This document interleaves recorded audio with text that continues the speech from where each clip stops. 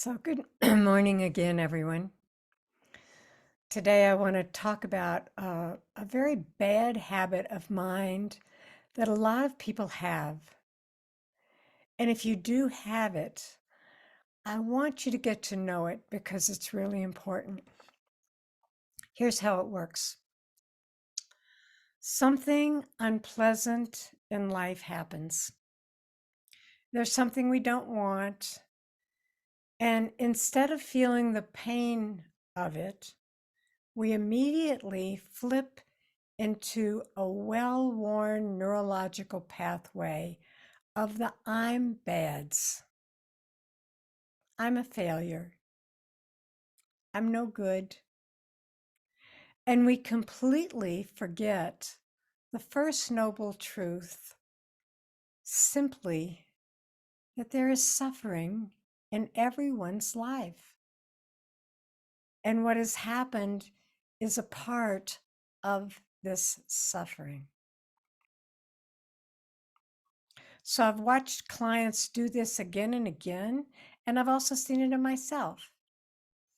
It's a strong tendency to instantaneously shift from this is dukkha to there's something wrong with me. I'm bad. Instead of, oh, this is dukkha. Sometimes we even add something else to it and we say it's always going to be bad. And this might bring about some depression. No, this is dukkha. And what is really more accurate to say to ourselves is, this is really painful right now. Or the truth is really, this sucks right now. This is dukkha. When we collapse or move into the thought, I'm bad, or someone else is bad, or it's always going to be like this, it's not the truth at all. It's a lie that we tell ourselves in order to not feel the terrible pain of the pain.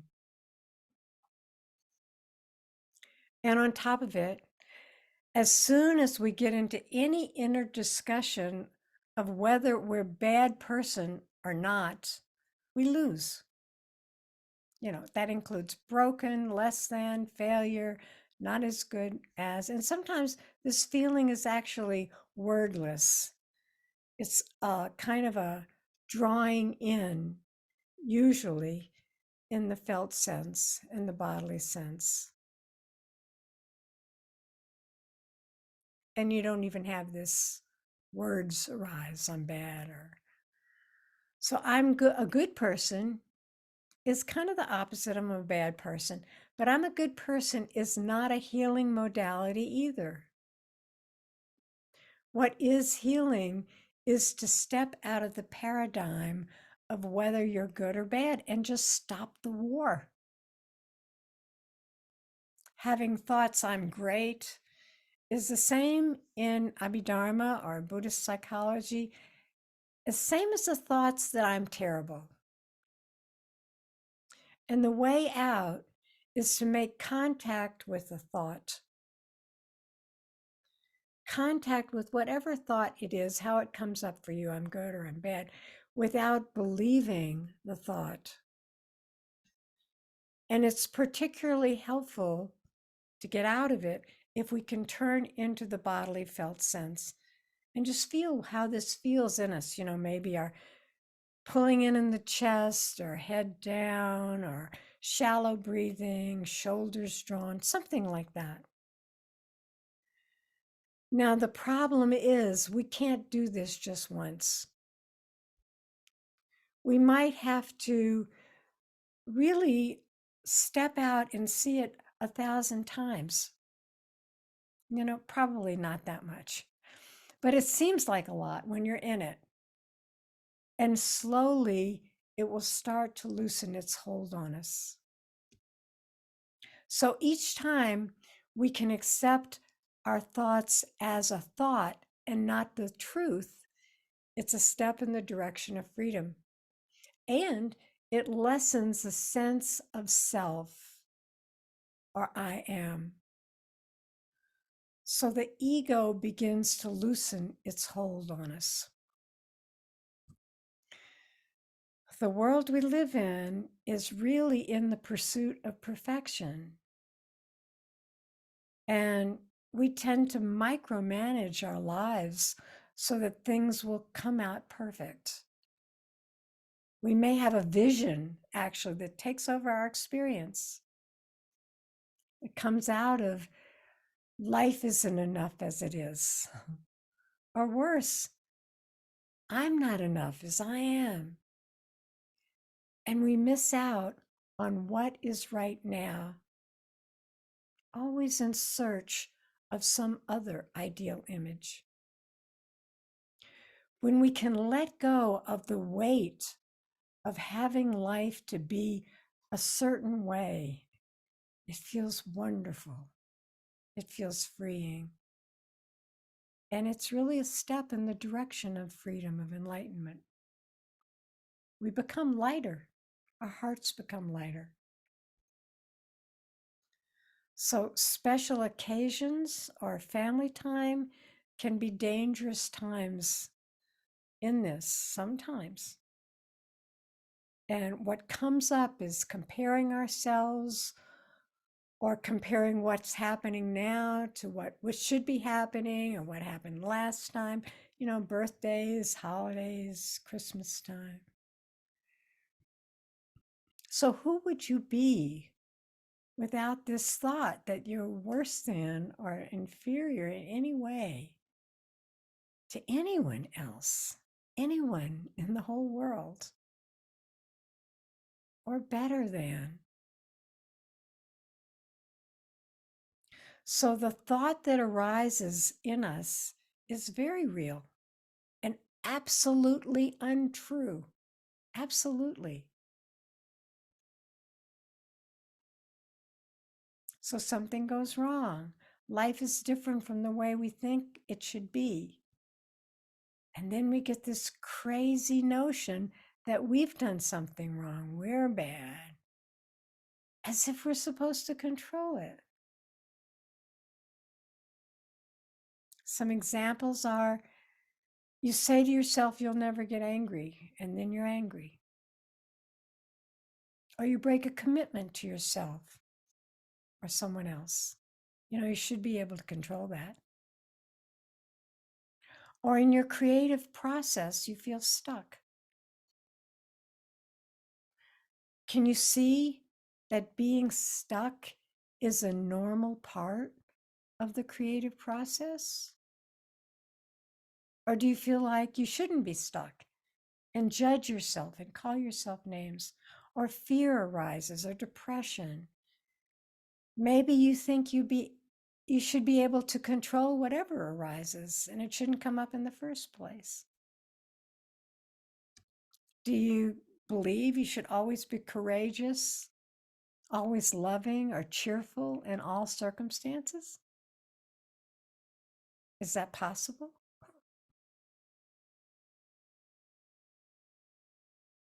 Are you inferior? What does that mean? The Buddha described this process with this beautiful metaphor of the second arrow.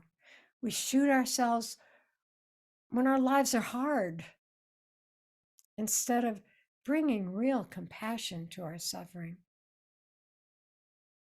So believing that you should be in control of whatever arises in you is unwise and unkind. It's intelligent to try to avoid pain and suffering, to try, but it's impossible to eradicate it. I know, I've tried. Have you tried and failed? You can't control it. So when it happens, do you turn on yourself with judgment or bring a whole lot of compassion to your suffering?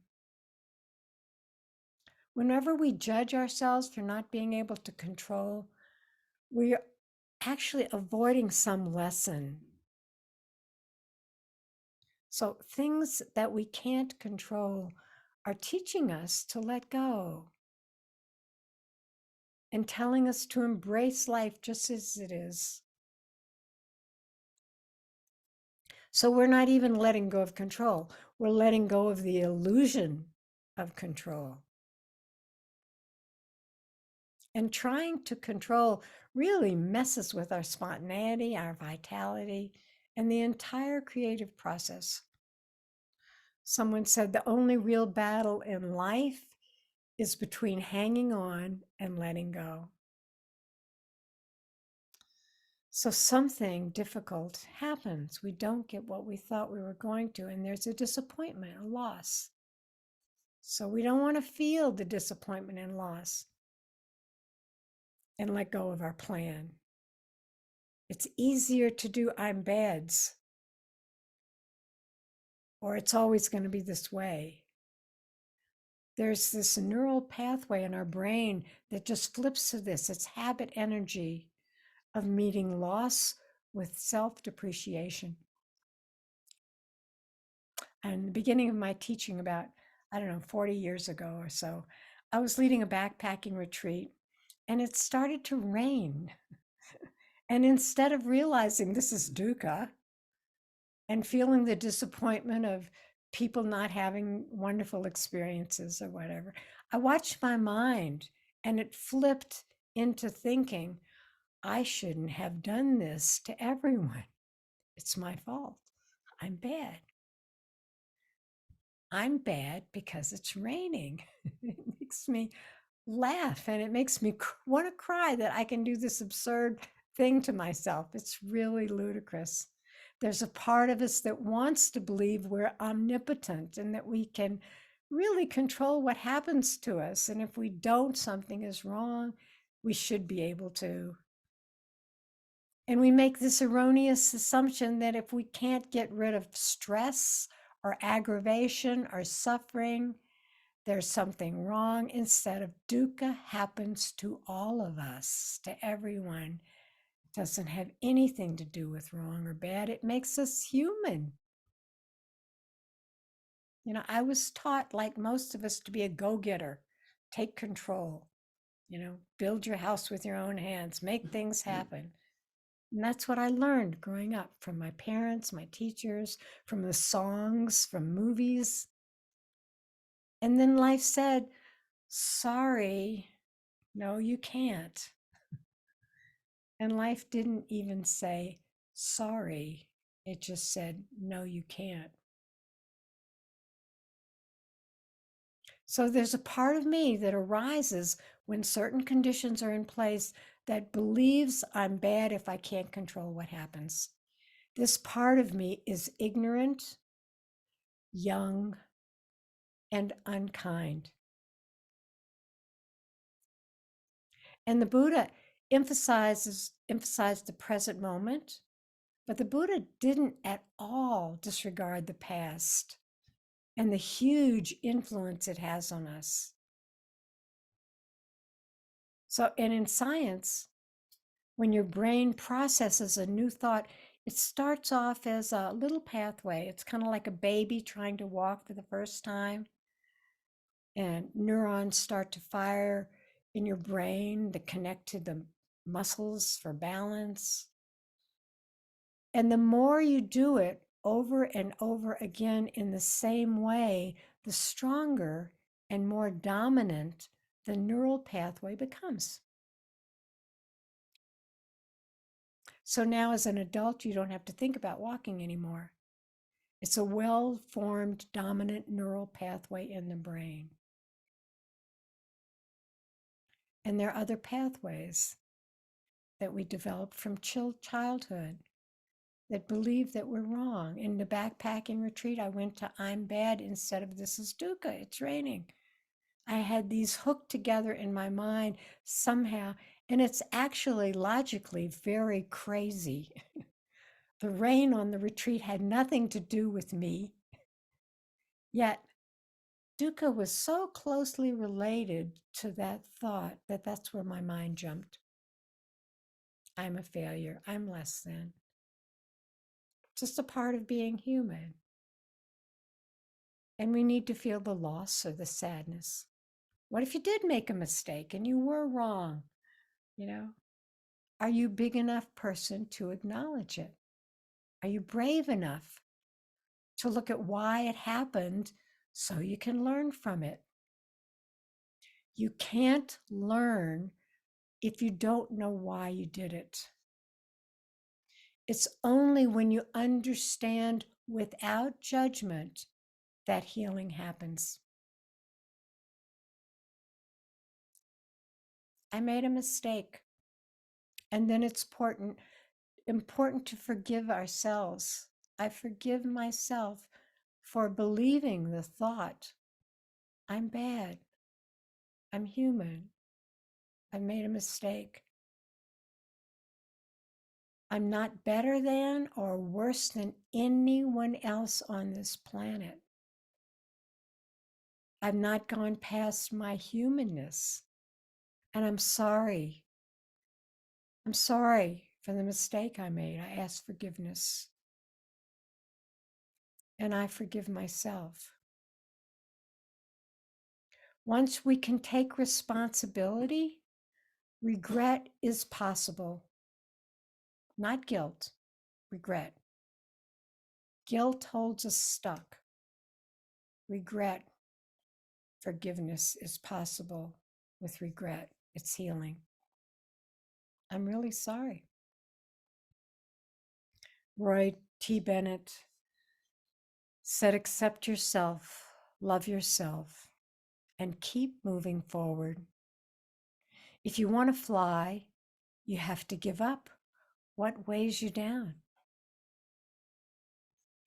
So if this thought is a core belief, it may take some time to be healed. We don't replace the thought I'm bad with I'm not bad or I'm good. But the question of our badness or our goodness goes away because the I dissolves. And when the I disappears completely, there is an experience of basic goodness in every one of us. And at every given moment, we have choice. We can choose to follow the chain of thoughts and emotions and sensations that reinforce a perception of ourselves as limited, or we can look beneath the surface and recognize the full potential of our being. There's this magnetizing comfort in maintaining familiar patterns of thoughts and behavior. And then there's a practical choice of stepping outside that zone into our own goodness, which may involve moving into realms of unfamiliar experience. We are never separated from awareness and love. Ultimately, we're the same as the Buddha in essence.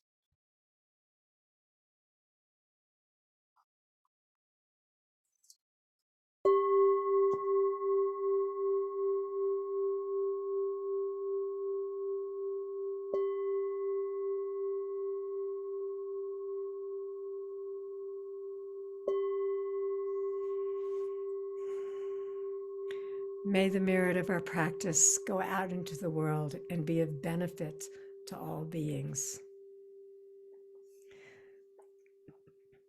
Please feel free to unmute yourself and to say hello to your Sangha. Did you have rain gear on that trip? Thank you, Terry. Thank you, Terry. Thank you, That Thank you. was so spot on and beautiful. Thank you. It was amazing. Terry. Terry, you're amazing. You are. Thank you, Sangha. Thank you, Terry. Thank you, Thank you, Sangha. Sangha.